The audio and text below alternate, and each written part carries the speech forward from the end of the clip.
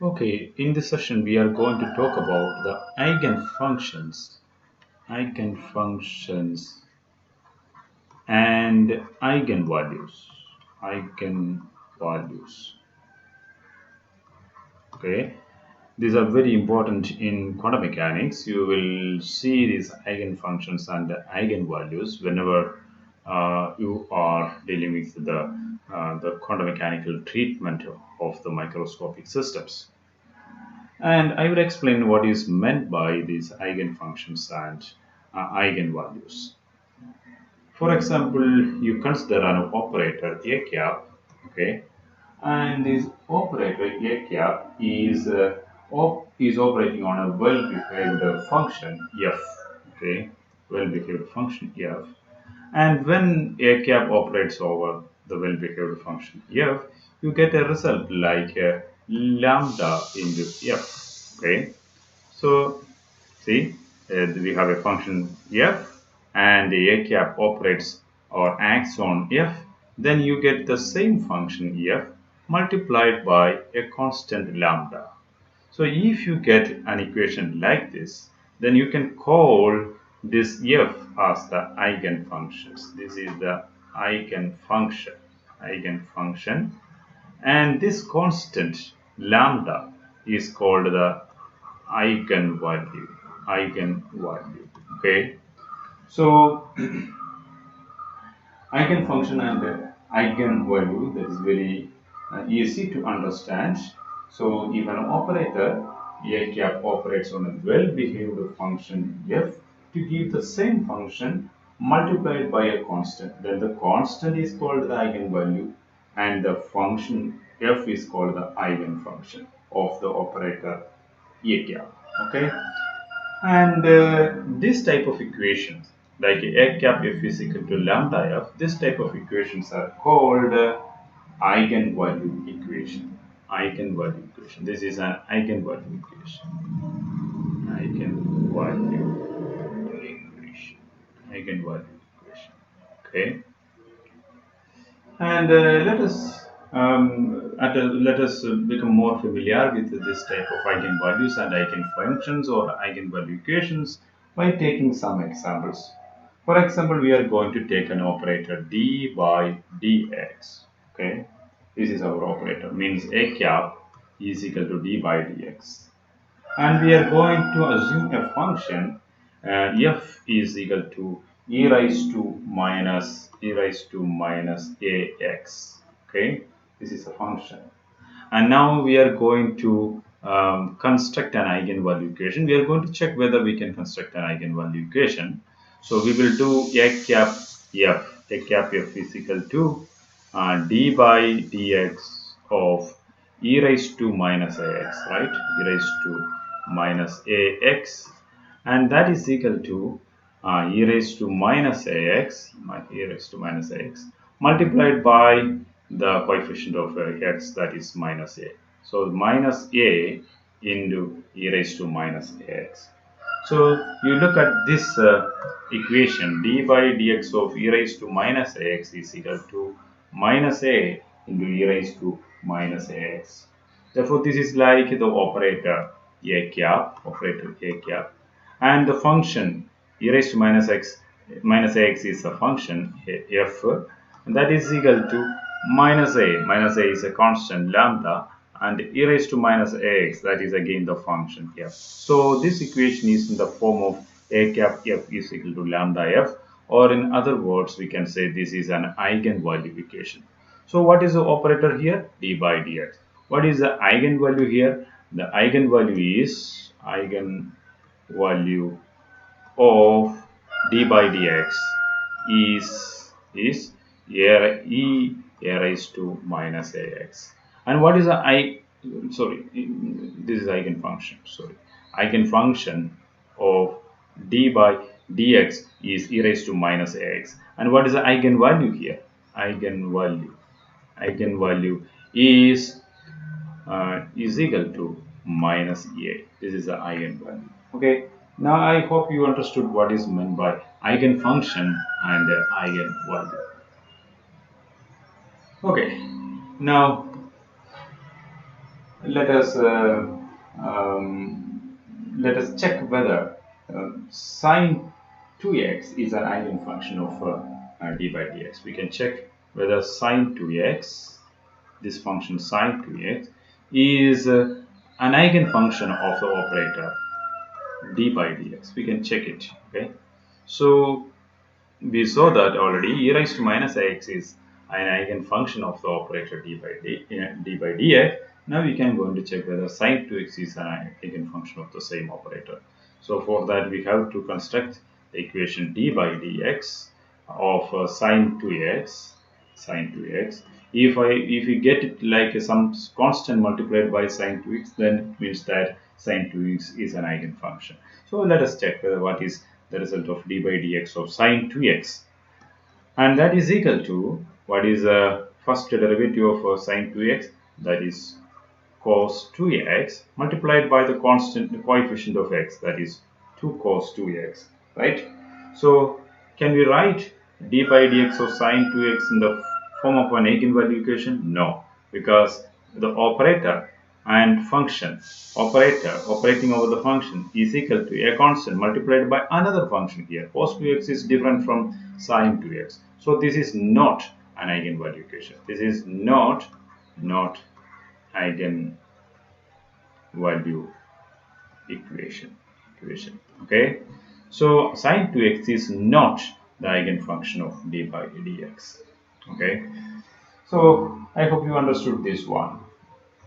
And now you can check whether sine 2x is an eigenfunction of another operator d square by dx square. So now we have a new operator, d square divided by dx square, d square by dx square, and our function is sine 2x. Okay, and we can check whether sine 2x is an eigenfunction of this operator. So let us construct the equation d square by dx square of sine 2x, and that is equal to d by dx of the first derivative of sine 2x. What is the first derivative of sine 2x?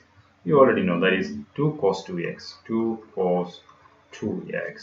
and that is equal to d by dx of 2 cos 2x, that is equal to 2 into the derivative of cos 2x is minus sine 2x, 2 into minus sine 2x into the coefficient of x, here it is 2. Okay, so that is equal to minus 4 into sine 2x.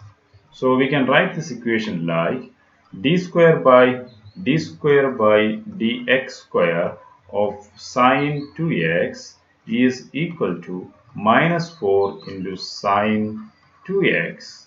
See, an operator operating over the function sine 2x is equal to a constant minus 4 multiplied by the same function sine 2x. What does it mean? This is an eigenvalue equation, right?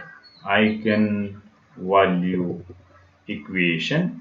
So therefore sine 2x is an eigenfunction of d square by dx square. Okay, and the eigenvalue here is minus 4. So I hope now you understood what is meant by eigenvalues and eigenfunctions. So let me say it once again, what are eigenvalues and eigenfunctions. If an operator a cap operates on a well-behaved function f to give the same function multiplied by a constant, then the constant is called the eigenvalue, and the function is called the eigenfunction. Okay, and now we will check whether we will establish that the Schrodinger equation in quantum mechanics is an eigenvalue equation, because you already know the Schrodinger equation. What is Schrodinger equation? Dou square psi by dou x square plus dou square psi by dou y square plus dou square psi by dou z square plus 8 pi square m divided by h square into E minus V into psi equals 0.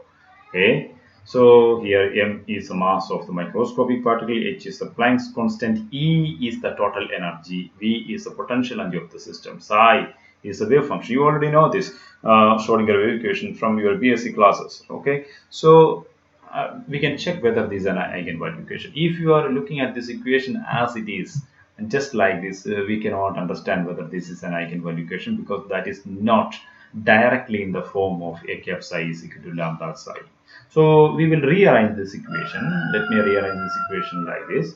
And dou square by dou x square plus dou square by dou y square plus dou square by dou z square psi, okay, that is the first three terms, that is equal to minus 8 pi square m by h square into e minus v into psi, right?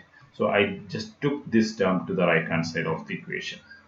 And now let me take this term minus h by 8 pi square and by h square to the other side. So we have to multiply this with minus h square divided by 8 pi square here in the right hand side, right? So h square will go to the numerator and 8 pi square minus 8 pi square will come to the denominator. So we can rearrange this equation like minus h square divided by 8 pi square m dou square by dou x square plus dou square by dou y square plus dou square by this dou z square. You know this already. What is this operator? That is a Laplacian operator. We can write it like a del square, right?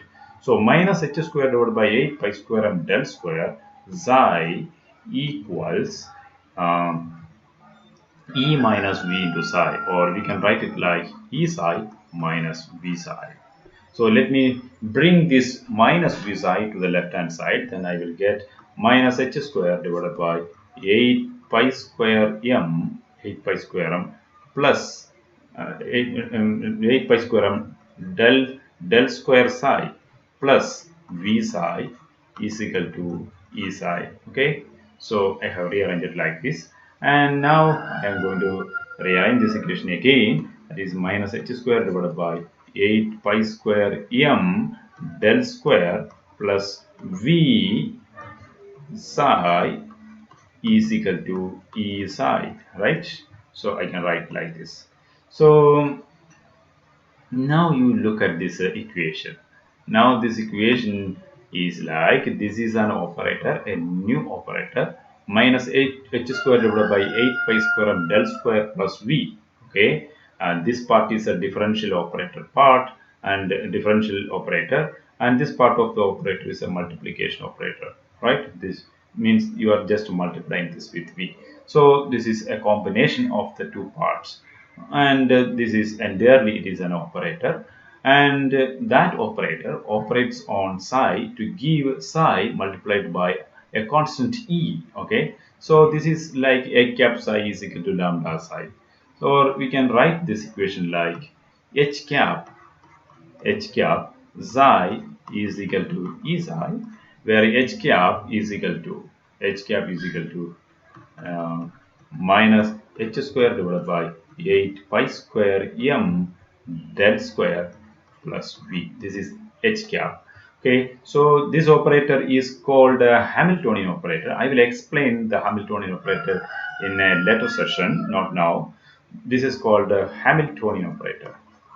Hamiltonian operator.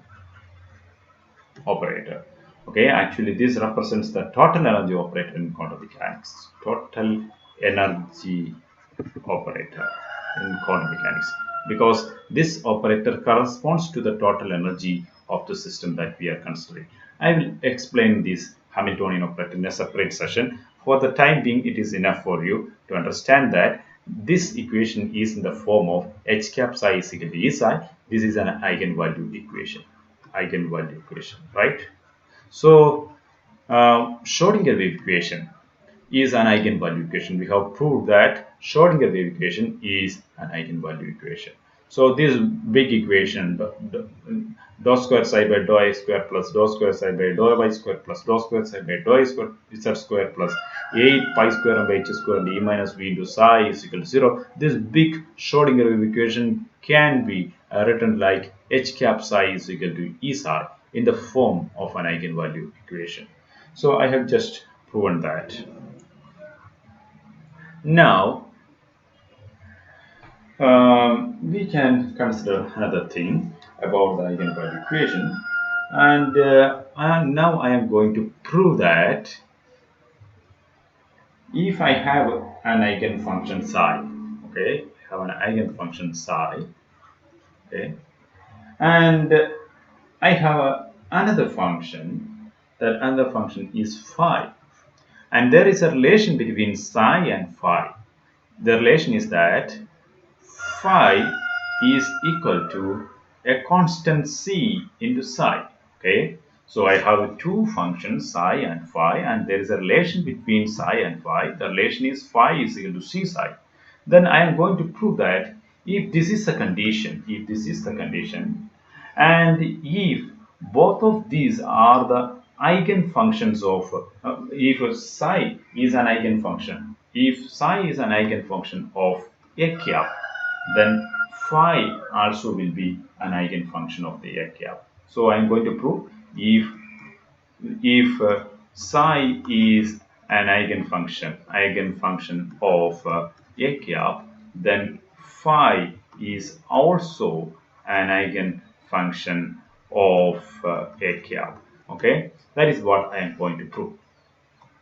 So let us consider that we already know that psi is an eigenfunction of a cap.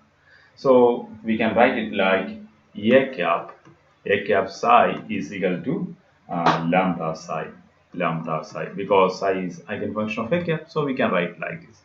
So and now let me call this as equation number one. Now I am going to check what about phi. So a cap phi, I can going to check what about a cap. What is the result of a cap phi? A cap phi is equal to a cap phi is equal to c psi, right? So I can write like c psi, a cap c psi, and that is equal to a cap c psi. I can write like c a cap psi, because a cap is a linear operator. So I can write like c a cap psi, and that is equal to c z a cap psi is equal to lambda psi. So but from equation number one I can write it like c lambda psi. Okay, or in other words we can write it like in another way I can write this like a lambda into c psi. Okay, lambda into c psi, and c psi, actually c psi is equal to phi, or I can write it like a lambda phi. So what is my equation now? A cap phi is equal to lambda phi. A cap phi is equal to lambda phi, right? Very wonderful. Now we started with a condition that a cap psi is equal to lambda psi, means psi is an eigenfunction of the operator a cap. And then we also know that phi is c psi. Okay, phi is c psi, means the new function is a multiple of the first function, or new function is a constant multiplied by the first eigenfunction. In that case, the new function will also be an eigenfunction of the same operator. So phi is also an eigenfunction of the same operator a cap. That is why we got an eigenvalue equation here. Not only that, this phi is an eigenfunction of a cap. Not only that, this eigenvalue is lambda itself. What was the eigenvalue of psi? Eigenvalue of psi was also lambda. Here eigenvalue of phi is also lambda. Same eigenvalue. Okay. So we have proven that if psi is an eigenfunction of a linear operator a cap with eigenvalue lambda, then c psi or phi is is where c is an arbitrary constant, is also an eigenfunction of a cap with same eigenvalue. Okay, perhaps you will be asked to prove this in the examination. In the examination, the question may be like, prove that if psi is an eigenfunction of a linear operator a cap, then prove that z psi is also an eigenfunction of a cap with the same eigenvalue lambda. Okay, so you can easily prove this, right? So I hope you understood everything about the eigenfunctions and eigenvalues. You actually got the concept of eigenfunctions and eigenvalues, and we will use this concept many times now onwards whenever we are doing the quantum mechanical treatment of the microscopic particles and chemical systems. Okay, and if you have any doubt about the eigenfunctions and eigenvalues, don't hesitate to ask me. I am here to answer your questions, and you can ask me in any way or any medium, and you can type the comments here in the YouTube itself. And thank you for watching, and stay tuned.